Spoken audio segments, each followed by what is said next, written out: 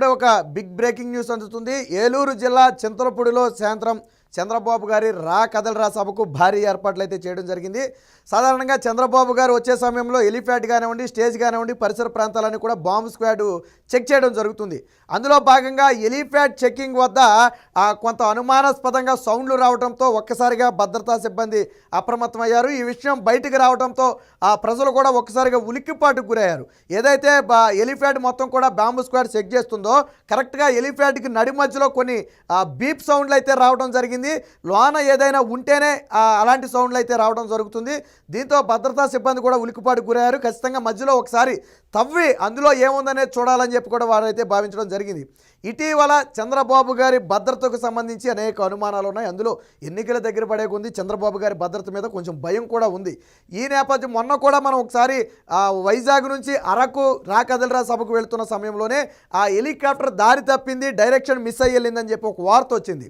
అలాగే ఏటీసీకి అలాగే పైలట్కి మధ్య సంబంధాలు కూడా తెగిపోయాయి, మధ్యలో కొంత కమ్యూనికేషన్ మిస్ అయిందనే వార్త వచ్చింది. దీంతో రెండు తెలుగు రాష్ట్రాల్లో కాదు దేశ విదేశాల్లో ఉన్నటువంటి అభిమానులందరూ కూడా ఒకసారిగా ఉలిక్కిపాటుకు గురయ్యారు. ఎందుకంటే గతంలో రాజశేఖర రెడ్డి గారి ఘటన గుర్తొచ్చింది. బట్ తర్వాత అంతా సవ్యంగానే జరిగింది. హెలిప్యాడ్ అయితే క్షేమంగా ల్యాండ్ అయిన తర్వాత, హెలికాప్టర్ ల్యాండ్ అయిన తర్వాత అందరూ ఊపిరి పీల్చుకోవడం జరిగింది. దాని మీద ఆల్రెడీ విచారణ చేయాలని కూడా డిమాండ్ చేయడం జరిగింది. ఎందుకంటే ఎందుకు డైరెక్షన్ మిస్ అయింది, ఒకసారి ఫిక్స్ చేసిన డైరెక్షన్లో వెళ్ళాల్సిన హెలికాప్టర్ ఎందుకు మిస్ అయింది అనే దాని మీద జరగాలని చెప్పి అప్పుడు డిమాండ్ కూడా చేయడం జరిగింది.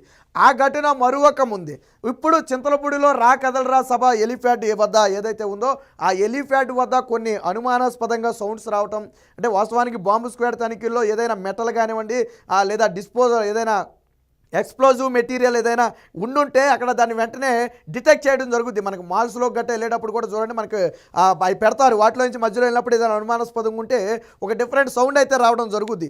ఇప్పుడు కూడా అలాంటి సౌండ్ ఒకటి వచ్చింది. మనం ఒకసారి లైవ్లో చూద్దాం, అక్కడ ఎక్కడొచ్చింది, ఎలాంటి సౌండ్ వచ్చిందని ఒకసారి మనం లైవ్లో చూడండి. ఒకసారి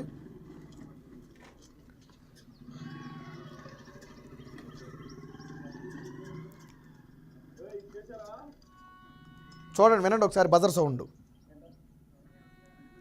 ఒకే ప్లేస్లో వస్తుంది ఇక్కడ.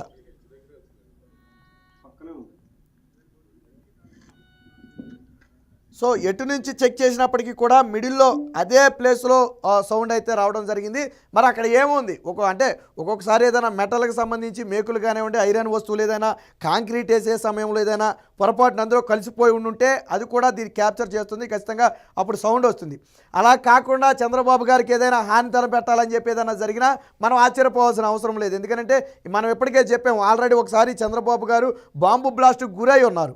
అలిపిరి వద్ద జరిగిన బ్లాస్ట్ గురించి మనందరికీ తెలిసిందే. అప్పుడు ఆ ప్రాణాలతో బయటపడ్డారంటే అది దేవుడు ఆశీస్సులేనని చెప్పి అనేక సందర్భాల్లో చంద్రబాబు గారు కూడా చెప్పడం జరిగింది. ఇటీవల ఆయన భద్రతకు సంబంధించి అనేక అనుమానాలు, మొన్న స్టేజ్ మీద కూడా ఒక్కసారిగా తోపిసలాట జరిగింది, దాంతో పడిపోయేంత పని అయింది. గతంలో మొన్నేమో హెలికాప్టర్ డైరెక్షన్ మిస్ అయింది. ఇప్పుడు తాజాగా ఎలిఫ్యాడ్ ల్యాండ్ అయ్యే వద్ద ఎలాంటి అనుమానాస్పద సౌండ్లు రావడం, ఇవన్నీ కూడా పలు అనుమానాలకు తావిస్తుంది. ఖచ్చితంగా ఇప్పటికే భద్రతా సిబ్బంది అయితే ఏదైతే ఒక ప్లేస్లో సౌండ్ వస్తుందో దాన్ని వెంటనే తవ్వకం జరిపి, ఒకవేళ మనం ముందుగా అనుకున్నట్టు ఏదైనా ఇనప వస్తువు ఏదైనా కాంక్రీట్ వేసే సమయంలో పడిపోయి ఉంటే దాన్ని వెంటనే బయటికి తీయొచ్చు. అలా కాకుండా లోన హాని తనిపెట్టాలని ఏదైనా పెట్టుంటే మనం దాన్ని చెప్పలేని పరిస్థితి.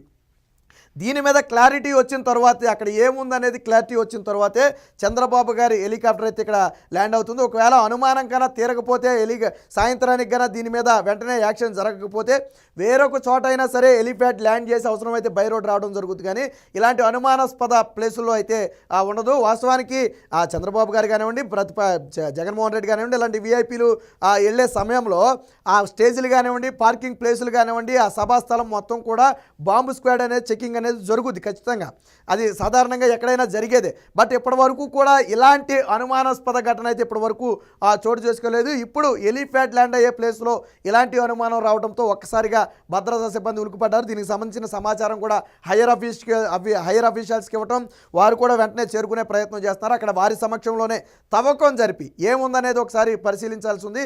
ఇప్పటికైనా టీడీపీ శ్రేణులు కూడా ఇలాంటి వాటి పట్ల కొద్దిగా అప్రమత్తంగా ఉండాలి. ఎందుకంటే ఇటీవల జరుగుతున్న వరుస ఘటనలన్నీ కూడా పలు అనుమానాలకు తావిస్తున్నాయి. ఇప్పుడు ఈ ఘటన కూడా అనుమానాన్ని తావిస్తుంది.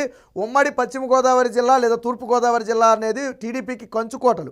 అక్కడ ఏ సభ పెట్టినా కానీ భారీగా జనం తరలి వస్తారు. ఈ రోజు సభకు కూడా ఆల్రెడీ ఏర్పాట్లు జరిగిపోయాయి. ప్రస్తుతం అనకాపల్లిలో మడుగులలో చంద్రబాబు గారి సభ జరుగుతుంది. రోజుకు 2 సభలు.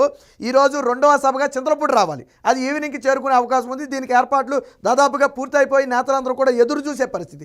ఇలాంటి సమయంలో ఇలాంటి బజర్ మోగిందనే ఒక వార్త ఏదైతే వచ్చిందో అది తీవ్ర భయాందోళనకు గురి చేసింది. అందులోనూ బాంబు స్క్వాడ్ తనిఖీల్లో బయటపడటంతో ఇది ఇప్పుడు తీవ్ర ఆందోళన కలిగిస్తుంది. వెంటనే దీని మీద అప్రమత్తమైన సిబ్బంది అయితే చర్యలు తీసుకోవడానికి సిద్ధమయ్యారు. ఏది ఏమైనా ఇటీవల జరుగుతున్న వరుస పరిణామాలన్నీ కూడా కొన్ని అనుమానాలను అయితే కలిగిస్తున్నాయి.